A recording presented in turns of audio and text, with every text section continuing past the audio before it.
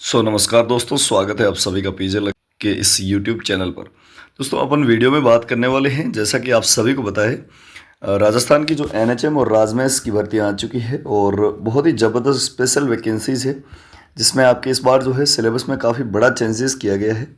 बड़ा चेंजेस ये है कि इस बार जो पेपर होने वाला वो 400 की जगह इस बार जो है 450 नंबर का, यानी 450 नंबर का होगा। हर बार की तरह जो है इस बार नॉन नर्सिंग इतना छोटा पोर्शन नहीं, इस बार जो नॉन नर्सिंग के एक बहुत ही बड़ा पोर्शन 180 नंबर का रहने वाला, मतलब 180 नंबर का जो नॉन टेक्निकल सब्जेक्ट आपके रहने वाला है वो जो है रहने वाला है। 270 नंबर का आपके टेक्निकल सब्जेक्ट रहेगा। फिर वो चाहे नॉन टेक्निकल सब्जेक्ट की बात करें तो नॉन टेक्निकल सब्जेक्ट आपके GNM, ANM, CHO, LT, pharmacist, इन सभी के लिए जो एनएचएम वाली है।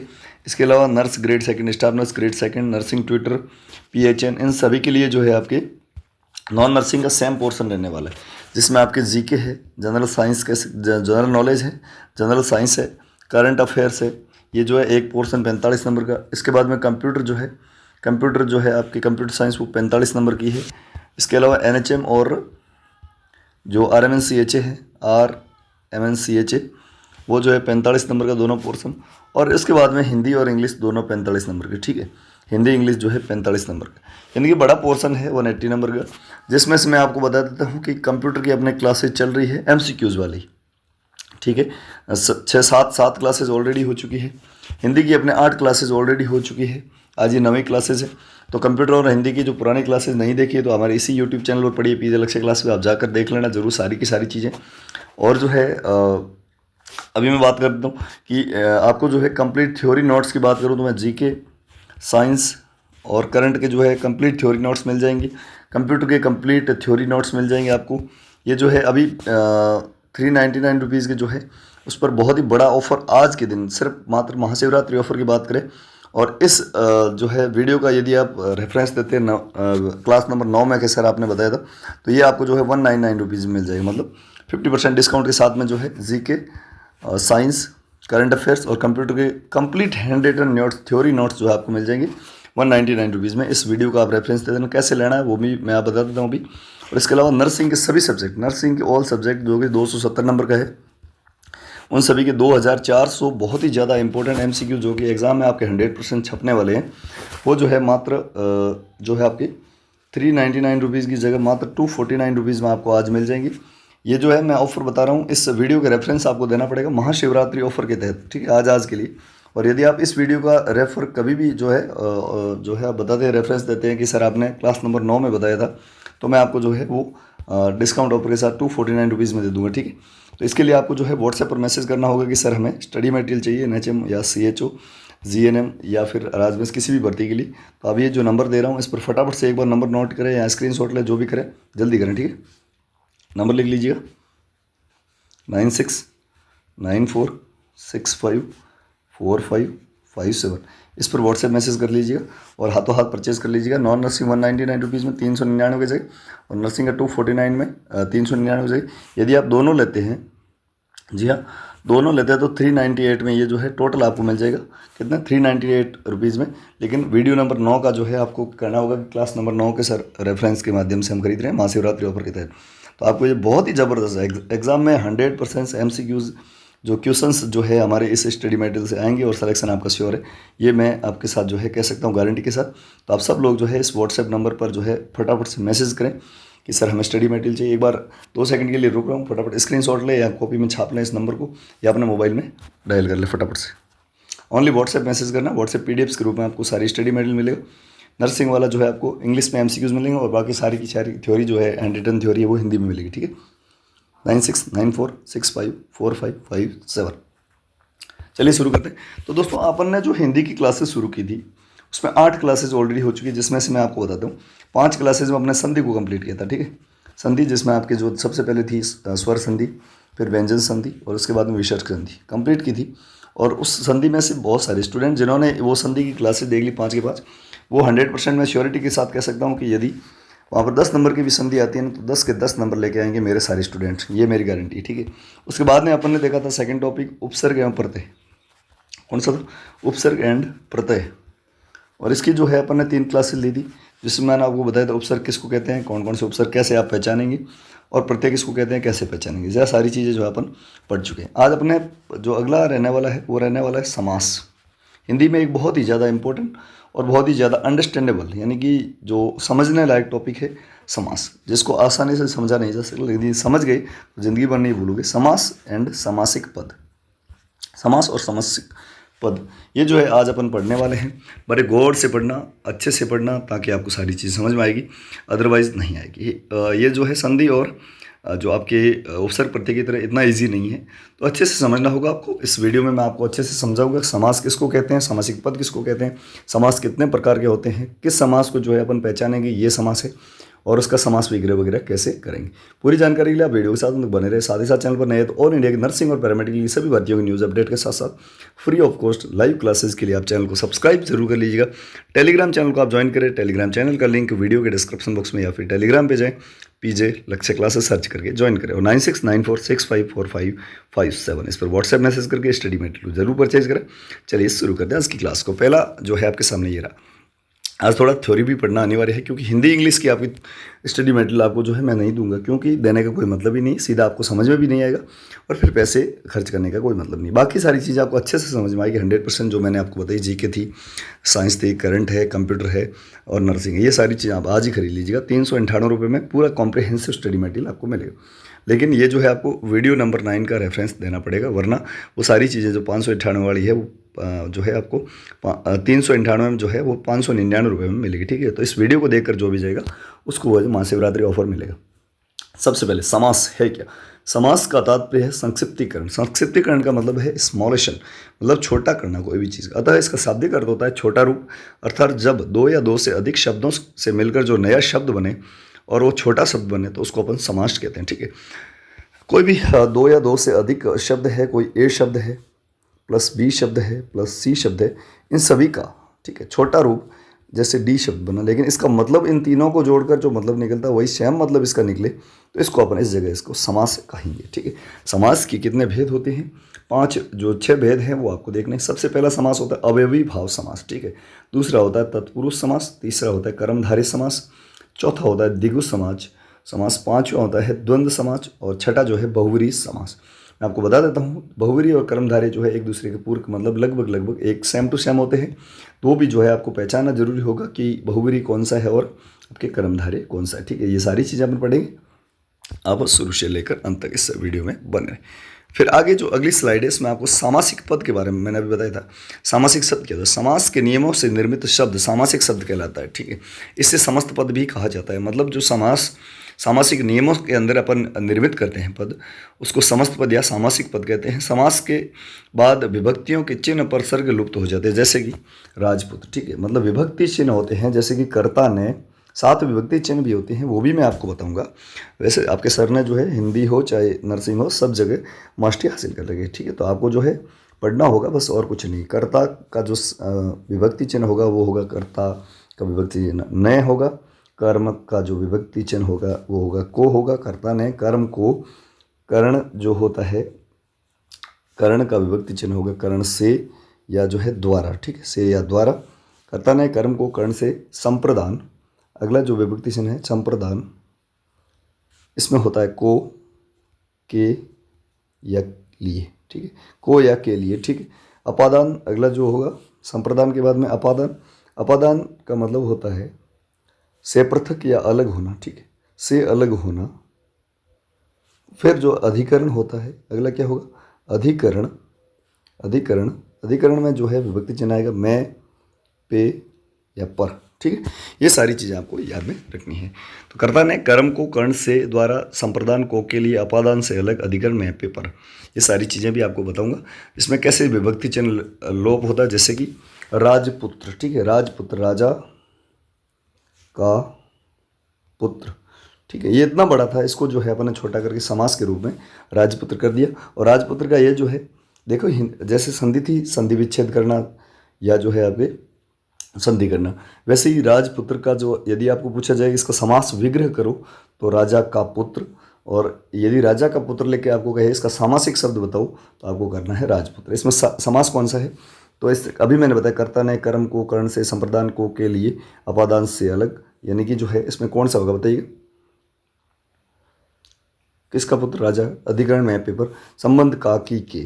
ठीक है, अभी मैंने बताया था कि संबंध जो होता है, संबंध जो विभक्ति चिन्ह है, तो ये नहीं, संबंध का की के, इस प्रकार के शब्द आते हैं। तो संबंध, और संबंध किस में आते हैं? तत्पुरुष में। ये सातों के सातों विभक्ति चिन्ह जो है ये तत्पुरुष समास में आते हैं। तत्पुरुष, इतना इजी से समझ में नहीं आएगा, आगे आप देख लीजिएगा। समास विग्रह क्या है? सामासिक शब्दों के बीच के संबंधों को स्पष्ट करना समास विग्रह कहलाता है। विग्रह के पश्चात सामासिक शब्दों का लोप हो जाता है, जैसे कि राज प्लस पुत्र बराबर राजा का पुत्र। ठीक है, अब इसमें जो भी समास के जो पद होते हैं, समास में दो पद होते हैं, एक होता है पूर्व पद जो पहले आता है, और एक होता है उत्तर पद, जैसे कि राजपुत्र, राजपुत्र। तो इसमें ये पूर्व पद है, ये उत्तर पद है। ठीक, उत्तर का मतलब बाद वाला। यहाँ पर ये समास में दो पद होते हैं, पहले पद को अपन पूर्व पद, दूसरे पद को उत्तर पद कहते हैं। जैसे कि गंगा जलिनी की, गंगा पूर्व पद है और जल जो है वो उत्तर पद है। ठीक है, गंगा का जल, और ये भी जो है तत्पुरुष समास है। अब आते हैं समास के कितने भेद होते हैं, टाइप्स ऑफ समास। ठीक है, टाइप्स ऑफ कंपाउंड। तो ये सबसे पहला होता है अवयवी भाव समास, ये आपको पहले याद रखने हैं। इसको इंग्लिश में कहते हैं एडवर्बियल कॉम्पाउंड। ठीक है, एडवर्बियल कंपाउंड, जिसमें एडवर्ब होता है। ठीक है, एडवर्ब होता है। फिर तत्पुरुष समास, डिटर्मिनेटिव कंपाउंड, इंग्लिश वाला सेम ही मामला है। कर्मधारय समास, अपोजिशनल कंपाउंड। फिर द्विगु होता है, जिसमें न्यूमरल कंपाउंड, नंबर जहाँ भी आए, जैसे चार भुजानाथ, या जो है बहुत सारे चतुष्पाद, जहाँ पर भी नंबर्स आए, 1 2 3 4 जो भी आए, या दशानन, जैसे कि दशानन में द्विगु भी होगा और कर्मधारय भी होगा। कैसे होगा बताऊंगा। यानी कि जहाँ पर भी नंबर्स शो हो वो द्विगु समास होगा। द्वंद्व समास, जिसको क्यूपुलेटिव कहते हैं। द्वंद्व में क्या होता है कि एक दूसरे के उल्टे शब्द होते हैं, जैसे कि रात दिन, और यदि इसका समास वगैरह करना हो तो रात और दिन, लेकिन इसमें जो समास होगा वो होगा द्वंद्व समास। और लास्ट वाला है बहुब्रीहि समास। क्या होगा? बहुब्रीहि समास, जिसको कहते हैं एट्रीब्यूटिव कंपाउंड। एक बार स्क्रीनशॉट ले लो, ये सारे के सारे समास के 6 भेद हैं। अच्छे से पढ़ाएंगे दोस्तों, और 180 में से 180 लाएंगे, गारंटी है। बस आपको जो है मेहनत लगन के साथ पढ़ना है। आज ज़्यादा क्वेश्चंस नहीं करेंगे, लेकिन सारी चीज़ें आपको समझा देंगे। ठीक है, पदों की प्रधानता के आधार पर वर्गीकरण करते हैं। तो पूर्व पद जिसमें प्रधान होता है, पूर्व पद, उत्तर पद, अभी मैंने बताया, पहला जो पद होगा वो पूर्व पद होगा, लास्ट वाला पद जो होगा उत्तर। प्रधान का क्या मतलब होता है कि उसका विशेष मतलब निकलता हो। ठीक है, विशेष मीन्स निकलता हो। जिसमें पूर्व प्रथम पद जो है प्रधान होता है, पूर्व पद प्रधान होता है, वो अवयवी भाव होता है। उत्तर पद जिसमें प्रधान होता है वो तत्पुरुष, कर्मधारय और द्विगु होगा। दोनों पद प्रधान है तो द्वंद्व समास है। और दोनों पद अप्रधान, कोई भी पद जो है प्रधान नहीं है, कोई तीसरा ही अर्थ निकल रहा है। क्या निकल रहा है? कोई तीसरा ही अर्थ निकल रहा है, उसको बहुवीरी समास कहते हैं। जैसे कि मैं आपको बताता हूँ कि आपके गजानन, ठीक है, गजानन का क्या मतलब होता है? गज का जिसका सिर है, मतलब जिसका हाथी का सिर है, ये दूसरा शब्द हो गया। लेकिन हाथी का सिर है किसके? तो श्री गणेश जी महाराज का है, तो ये तीसरा शब्द हो गया। तो गजानन किसको कहते हैं? गणेश को कहते हैं। इसका मतलब यहाँ पर बहुवीरी समास है, ना तो पहला पद प्रधान है, ना ही सेकंड पद, तीसरा याद निकला है गणेश। ठीक है, ये बहुत अच्छे से समझ में आ गया होगा। नहीं आएगा तो आगे बढ़ाते हैं, आपको बता देंगे। पहले सबसे पहला जो है अवयवी भाव समास, उसमें प्रथम पद जो होता है वो अवयव होता है। अवयव क्या होता है? फिक्स्ड होता है। ठीक है, कुछ चीज़ें ऐसी होती हैं जो फिक्स्ड होती है, जिसका मीन फिक्स्ड होता है, कहीं भी लगा दो उसका अर्थ जो यहाँ पर लिखा है, और उसका अर्थ जो है प्रधान होता है। इसमें उसे अवयवी भाव समास कहते हैं। इसमें अवयव का पद प्रारूप लिंग, वचन, कारक में नहीं बदलता, वो हमेशा एक जैसा रहता है। मैंने बताया फिक्स्ड होता है, चाहे वो पास्ट टेंस में हो, चाहे प्रेजेंट टेंस में हो, चाहे फ्यूचर टेंस में हो, लेकिन अवयव का जो अर्थ होता है वो फिक्स्ड होता है। ठीक है, बदलता नहीं है, अनचेंजेबल होता है। फिर अपन देखते हैं आगे, या फिर इसको एक और इस हिसाब से देख सकते हैं कि दूसरे शब्दों में कहा जाए तो यदि एक शब्द की पुनरावृत्ति हो और दोनों शब्द मिलकर अवयव की तरफ प्रयोग में हो। बहुत अच्छा, जैसे कोई भी एक शब्द है उसकी पुनरावृत्ति हो। ठीक है, मैंने 1 + 1 आपको संधि में पढ़ाया था, एक। ठीक है, दोनों पदों की पुनरावृत्ति हो रही है और दोनों पद जो है यहाँ पर जो अवयव बना रहे हैं। ठीक है, फिक्स्ड जो मीन निकाल रहे हैं, यहाँ पर यही है, पुनरावृत्ति हो, दोनों शब्द मिलकर अवयव की तरफ प्रयोग हो, वहाँ पर अवयवी भाव समास होता है। संस्कृत में उपसर्ग युक्त पद भी अवयवी भाव होता है। अपन को उपसर्ग वाला मामला नहीं देता, क्योंकि वो संस्कृत में, अपन के हिंदी है सिर्फ। अब अवयवी भाव समास के कुछ उदाहरण आप देख लीजिएगा। यथाशक्ति, ये यथा जो है यहाँ पर हमेशा याद रखना, अधिकतर यही क्वेश्चन आएगा यथा वाला। जहाँ पर भी आपको पूर्व पद में यथा दिखाई दे, वहाँ पर अवयवी भाव ठोक के आ जाना। क्या? अवयवी भाव समास है कि सर? ठीक है, तो यथाशक्ति, शक्ति के अनुसार। यथा का क्या मतलब होता है? यथा यानी कि जैसे, यथा का मतलब होता है जैसे या के अनुसार, के अनुसार, ठीक है। यथा का मतलब होता है के अनुसार, और यथा एक अवयव है, ठीक है, ये फिक्स्ड शब्द है। यथा की जगह और कुछ नहीं लिख सकते। यथा शक्ति, शक्ति के अनुसार। यथा क्रम, क्रम के अनुसार। यथा नियम, नियम के अनुसार या नियमानुसार अपन कहते हैं, ठीक है। तो यथा वाला आपको एक तो याद रखना, एक आपको याद रखना प्रति। प्रति भी जहाँ पर भी आए उसको अवयवी भाव समास ही देना है आपको। क्या देना है? प्रति या यथा कहीं भी लिखा है तो अवयवी भाव समास, जैसे प्रतिदिन, प्रत्येक दिन, प्रति वर्ष, प्रत्येक वर्ष या हर वर्ष, ठीक है। प्रति व्यक्ति, प्रति व्यक्ति, प्रत्येक व्यक्ति या हर व्यक्ति, प्रत्येक व्यक्ति या हर व्यक्ति। समझ में आ गया? तो ये जो है अवयवी भाव समास बहुत ही ईजी वाला था। बहुत सारे एमसीक्यूज लाएंगे इसके, लेकिन अभी जो है बहुत कुछ आपको सीखना बाकी है। अभी अपन ने क्या पढ़ा इस समास में, देखिएगा बहुत ही ईजी ईजी चीज़ें पढ़ी अभी तो। जैसे अपन ने पढ़ा कि समास कहते हैं कि इसको छोटा करना किसी भी चीज़ को।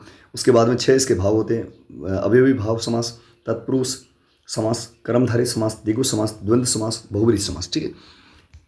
फिर अपन ने क्या पढ़ा, समासिक शब्द किसको कहते हैं, समास विग्रह किसको कहते हैं, पूर्व पद और उत्तर पद क्या होते हैं। उसके बाद में अपन ने जो है वापस इसको इंग्लिश में भी पढ़ा, और उसके बाद में अपन ने जो है पदों के प्रधानता के आधार पर बताया कि अवयवी भाव जो होता है, कई बार पूछा जाता है अवयवी भाव, अवयवी भाव में जो है कौन सा जो पद है वो प्रधान होता है। हमेशा याद रखना, एकमात्र ऐसा जो पद होता है, एकमात्र ऐसा समाज जिसमें पूर्व पद प्रधान होता है। पूर्व पद यानी कि पहला पद जो है वो प्रधान यानी कि डोमिनेटिंग होता है। प्रधान यानी कि डोमिनेटिंग होता है, जिसका उसका राज चलता है, उसको अपन अवयवी भाव समास कहते हैं। एकमात्र समास में पूर्व पद प्रधान होता है, उसको अवयवी भाव कहते हैं। और ऐसे 3 समास होते हैं जिसमें जो है दोनों पद प्रधान होते हैं, मतलब आगे वाला पीछे वाला दोनों पद प्रधान होते हैं, वो 3 होते हैं, तत्पुरुष समास, कर्मधारय समास और द्विगु समास, ठीक है। और एकमात्र ऐसा जिसमें दोनों पद प्रधान होते हैं उसको द्वंद्व समास कहते हैं। क्या कहते हैं? द्वंद्व समास कहते हैं। द्वंद्व में एक दूसरे के विरोधाभासी होते हैं, दोनों पद प्रधान भी होते हैं, मतलब एक दूसरे के एंटी भी होते हैं और दोनों प्रधान भी होते हैं, मतलब अपनी अपनी जगह सरपंच के चुनाव की तरह होता है, ठीक है। एक पार्टी इधर से लड़ रही है, एक इधर से लड़ रही है, दोनों स्वतंत्र मतलब प्रधान है, लेकिन है एक दूसरे के उल्टे। और मतलब ऐसा समास जिसमें कोई भी पद प्रधान नहीं होता उसको बहुवीरी समास कहते हैं। क्या कहते हैं? बहुवीरी। इनमें से एक क्वेश्चन आपके 100% छपेगा कि पद प्रधानता के आधार पर आपको पूछा जाएगा पूर्व पद प्रधान किस में होता है, तो अवयवी भाव में, उत्तर पद इन तीनों में होता है, दोनों पद द्वंद्व में होता है, और कोई भी पद प्रधान नहीं होता वो बहुवीरी समास में होता है, ठीक है। समझ में आ गया? फिर अपन ने देखा कि अवयवी भाव समास कहते हैं किसको है, यानी कि जिसका प्रथम पद जो है प्रधान होता है या कोई भी अवयव होता है। अवयव क्या मतलब है? काल, वचन, लिंग वगैरह किसी भी चीज़ में जो है वो कांस्टेंट रहता है, ठीक है, उसका मतलब जो है सेम रहता है, या फिर जो है किसी शब्द की पुनरावृत्ति हो जाए, ठीक है। जैसे कि मतलब अभी बता दूं कि दिन, दिन, ठीक है, दिन ब दिन, तो ये जो है दोनों शब्द जो है उसकी पुनरावृत्ति होती है, या यथा कहीं पर भी आ जाए सबसे पहले, या प्रति कहीं पर भी आ जाए, तो उसको जो है अपन अवयवी भाव समास कहते हैं। कुछ उदाहरण भी अपन ने देखे। कल जो अपन देखने वाले हैं, अवयवी भाव इजी है इसलिए मैंने ज़्यादा इस पर नहीं जाऊँगा। कल अपन देखेंगे तत्पुरुष समास के बारे में, इसकी परिभाषा को देखेंगे, कैसे तत्पुरुष समास की जो है, ये सबसे बड़ा समास है तत्पुरुष, और बहुत ज़्यादा तो यही आता है, ठीक है। तो कैसे इसकी जो है अपन पहचान करेंगे। इसमें जो है कुछ विभक्ति चिन्ह होते हैं 7, वो भी आप देख लीजिएगा। पहला विभक्ति चिन्ह होता है कर्ता। एक बार आप कॉपी में लिख लेना, कल मैं फिर समझाऊंगा। कर्ता, कर्ता जो होता है इसमें कैसे पहचानते हैं, तो जहाँ पर भी न हो बीच में शब्द के, वो कर्ता होगा। दूसरा होगा कर्म, कर्ता ने, आपको इसके ऐसे याद रखना है, कर्म को, ठीक है। कर्म जहाँ पर भी विभक्ति चिन्ह होगा को आएगा। तीसरा है कर्ण, कर्ण तत्पुरुष में क्या आएगा? से या द्वारा। जैसे राम से कुछ गलती होगी या राम द्वारा कुछ गलती होगी, यहाँ पर कर्ण तत्पुरुष होगा। चौथा होगा कर्ता ने कर्म को कर्ण से संप्रदान, संप्रदान, संप्रदान में क्या होगा? या तो को आएगा या के लिए आएगा, ठीक है, राम को या राम के लिए, इस प्रकार से, ठीक है। संप्रदान को के लिए अपादान से अलग, अपादान से पृथक होगा। अपादान विभक्ति चिन्ह जो होगा अपादान, वहाँ पर से अलग या से पृथक, से अलग, जैसे कि पेड़ से पत्ता गिरा, मतलब पेड़ से पत्ता क्या हुआ? अलग हुआ। छठा जो होगा आपके अपादान से अलग, संबंध, संबंध, अपादान संबंध का की के, संबंध में क्या होगा? का की के, यानी कि राम के पिता, राम का पापा, राम की बहन, का की के, और ये 6 होते हैं मैन, तो ठीक है। ये 6 आपको याद में रखने हैं, एक बार कॉपी में अपनी छाप लेना। इसको कहते हैं, इन सभी को मिलाकर कहते क्या है? विभक्ति चिन्ह, ठीक है। क्या कहते हैं? विभक्ति चिन्ह कहते हैं, ठीक है। कर्ता ने कर्म को कर्ण से या द्वारा, संप्रदान को या के लिए, अपादांश से अलग या से पृथक, संबंध जो है संबंध का, की, के, सारी चीज़ें पढ़ लेना। कैसी लगी आज की क्लास कमेंट बॉक्स में जरूर बताएं, क्योंकि ज़्यादा इतना लंबा खींचेंगे तो आपको ज़्यादा समझ में नहीं आएगा। तो जो भी कल अपन जो है कल अपन तत्पुरुष समास पढ़ेंगे, अच्छे से पढ़ेंगे, जिसमें से बहुत सारे क्वेश्चंस आपके एग्जाम में छपेंगे। ये 5 से 7 नंबर का जो टॉपिक है इसको अपन जो है कुछ आराम से करेंगे, मतलब पूरा कंप्लीट करेंगे। संधि और उपसर्ग प्रत्यय ऑलरेडी हो चुके हैं, 8 क्लासेज जो पुरानी हो चुकी है हिंदी की, वो आप इसी पीजे अलग से क्लासेज यूट्यूब चैनल पर जाकर जरूर देखना, सारे लोग जाकर देखना, ठीक है। आपके प्यार, आशीर्वाद, सब जो है आपका इंटरेक्शन, आपका जो इंटरेस्ट है, इसी के आधार पर हम क्लासेज लेंगे, वरना नहीं लेंगे, ठीक है। तो सब लोग जो है अधिक से अधिक लोगों तक इस क्लास को शेयर करें, ताकि सभी लोगों तक ये पहुँचे, उनको भी ये लाभ मिले। इसके अलावा कंप्यूटर की अपनी क्लासेज चल रही है, जिसमें इनपुट आउटपुट जो वाला टॉपिक है वो पूरा कर लिया था, ऑपरेटिंग सिस्टम पूरा कर लिया था, ठीक है। कल नया टॉपिक भी लेंगे। क्लासेस का टाइमिंग टेलीग्राम चैनल में हम आपको बता देंगे। टेलीग्राम चैनल का लिंक जो है वो वीडियो के डिस्क्रिप्शन बॉक्स में, या फिर टेलीग्राम पे जाएं, पीजे लक्ष्य क्लासेस सर्च करके भी आप ज्वाइन कर सकते हैं, ठीक है। 15,700 के आसपास लोग जुड़े, आप भी जाकर जरूर जुड़ जाएं, जहाँ पर आपको क्लासेस का टाइमिंग मिलेगा। तो आप हिंदी और कंप्यूटर की सारी क्लासेस देख लें। इसके अलावा स्टडी मटेरियल को आज ही परचेज कर लीजिएगा। एग्जाम में आपके सिलेक्शन के लिए बहुत ही ज़्यादा इंपॉर्टेंट रहेगा, 100% होगा। ये जो है नंबर आपको दे रहा हूँ, इस पर व्हाट्सएप मैसेज करके स्टडी मटेरियल परचेज कर लेना, 9694654557, ठीक है। व्हाट्सएप मैसेज कर देना।